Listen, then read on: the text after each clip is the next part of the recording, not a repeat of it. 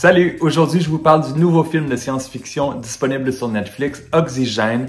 C'est réalisé par Alexandre Aja qui avait réalisé Crawl en 2019 et ça met en vedette une seule actrice, Mélanie Laurent, gagnante de 2 Césars en France, qu'on a pu voir il y a à peu près 2 ans dans Six Underground. On suit l'histoire d'une femme qui se réveille dans un tout petit caisson cryogénique. Elle ne se souvient pas de son nom, elle ne se rappelle pas pourquoi elle est là et son seul contact avec l'extérieur est une intelligence artificielle qui s'appelle Milo.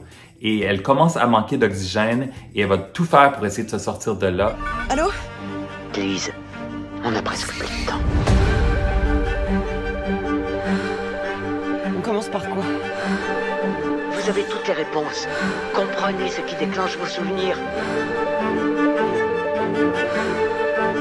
Vous êtes qui? Pourquoi vous me faites ça? Pourquoi vous me faites ça? Trop tard, ils sont là. Au départ, c'est Anne Hathaway qui devait jouer le rôle principal.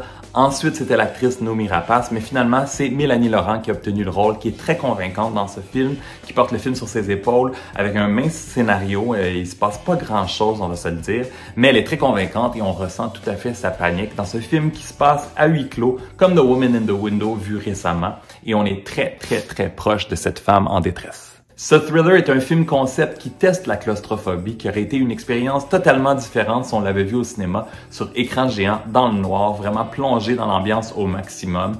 Ici, c'est un peu comme si on regardait quelqu'un parler à Siri pendant 1h40. C'est très bien réalisé, le concept est intéressant, mais pas nécessairement pour passer 1h40 coincé dans une capsule avec un seul personnage. Pour moi, ça aurait mieux fonctionné si ça avait été un court-métrage, un épisode d'une série, ou s'il y aurait eu plus de side story ou de flashback, ou si on serait simplement passé à autre chose, une autre étape dans l'histoire.